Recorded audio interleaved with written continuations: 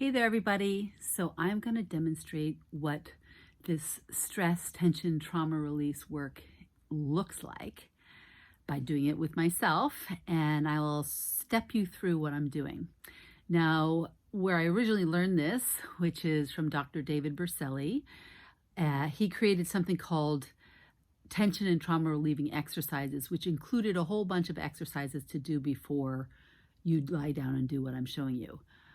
I don't teach it that way after maybe the first year because I noticed everybody's body does it anyway if you lie down, and if it doesn't, then maybe you need to take a jog or a walk around the block or something. But most people have enough stress in their body that this is just going to let go anyway. So remember that the idea is that this is organic. And the reason why I say that is that my body always naturally did this as soon as I learned it. And I had a teacher who is a teacher trainer of this. And she said, how does your body just do what I see? You know, are you having it do it? And I said, no, I'm not having it doing it. I'm over here, you know, my mind is over here doing something else as I'm watching what my body's doing. And I kind of know a split second before, and this is what made her wonder, a split second before my body's going to change position that it's going to do that. And she didn't really understand how little I function when I'm working with the body from the mind. I'm actually watching the body. And the body, the brain is the body. The brain is not the mind. And the brain is only interested in one thing. That's survival. That's what they teach us in the teacher training. So I've been doing this since 2002, and probably since about 2003 or 4, I stopped doing it the way they said. And I just pretty much most of my students would do it while I was even doing energy work on them. And I would encourage it once I saw it. So here we go. Let's see if Bella will give us some room. Okay, so I'm lying down on the floor with my feet, my knees bent and my feet on the floor. And okay, I'm going to try to not let my body go in it right away because then you won't see the initial part. So I'm lying down flat and my legs are in line with my hips, meaning they're not in like that. I'm just staying there just for a minute, just to arrive in the position. Then I take my feet together and I'm taking my knees a little wider. And actually my body starts going into it. But if it didn't go into it, you just take your feet a little closer and lift your hips up off the ground just about 3 inches. So I'm in my comfy penguin PJs because I like to do it in comfy pants. And you're lifting your hips up 3 inches, not powering up like this. That locks everything, nothing happens. Just lifting up a little bit. And that's why I have my feet underneath my knees. So it's easy. If they were in front of my knees, it would be hard. And your body might tilt or rock. Mine is swaying. Normally, like it might just tilt to one side and do something like that, or it might bounce or something. Just watch what it does, right? So anyway, that's just to turn it on. And then I take my hips down and take my feet back out a little bit so that now it is with my feet in front of my knees. Okay, so I'm just having my knees a little bit wider, so they're not right together, a little bit wider apart. There's a couple different ways you can do this, and I'm just doing it this way to start. You could start a different way. And that produced a big breath in my body, which is something releasing. Whenever I get a big breath myself or somebody else that I'm working on does. And so what it is that I'm watching my body, like my mind is over here and I'm watching my body just unwind itself. And it's the brain that's doing that. So every day it's going to be different. Every moment is going to be different. It's not going to, okay. Now, for some reason, my body just wants to do this. Normally my body is tremoring and bouncing, but today this is what it wants to do. So there might be something going on with this leg. Usually it's something that had been overdone, like maybe a repetitive movement with your hands and your hands start shaking.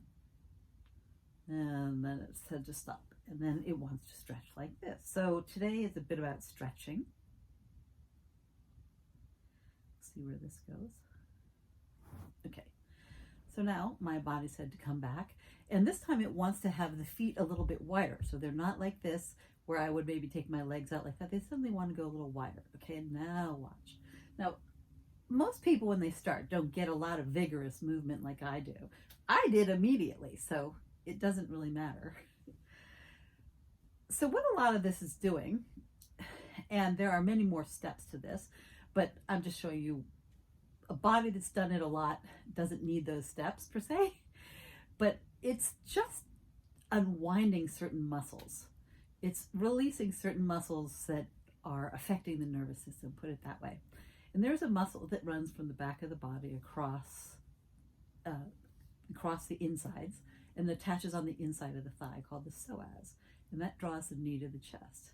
And that psoas is, so there it goes again, doing its own thing. That psoas is the muscle of fight or flight. Cowering, meaning drawing your knees to your chest, running, fleeing, whatever it is, right? Kicking. And that muscle also happens to run through a lot of the sympathetic nerves in the body. Those are the fight or flight nerves. This is really funny. There's maybe some misalignment in my leg. So a lot of what happens, okay, now my leg wants to go straight. A lot of what happens is as the body unwinds, the nervous system just starts to relax. And obviously I'm talking to you, so that it's not going to happen. I have no idea what this is about, but somehow my other arm wants to do something completely different. Okay, so I am going to continue to do this, but if I were done, I would just lie flat. And sometimes you kind of pass out for a minute. You relax. You integrate. You feel the energy moving or something. And then when you get up, you just feel like you've shed a lot. And I think this is really important because there's a lot of micro traumas, a lot of stress, cumulative stress, not just a large stress, that never gets released. And this makes us edgy and angry and fighting.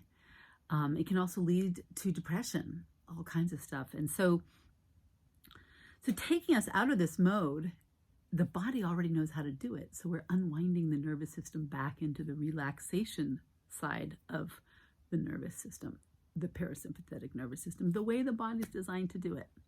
So I'm going to keep doing this, but if you haven't studied this with somebody, and I'm certainly here to do it, I wouldn't do it per se on your own, because there is a part of PTSD. You need to know what to do to stop it, and you need to know how long to do it and a variety of things. And you're not necessarily going to know that unless you're with somebody who can take you through. Now, not all teachers are the same. One of the ways I do that is your body talks to me. That's one of my gifts. So I will sort of sense, well, maybe we're hitting a point that's too much, or by communication with you, which a lot of teachers will do, they will have communication with you about this. So I wanted to present this as something really unusual, very normal for your nervous system, and worth trying. Okay, have a nice day.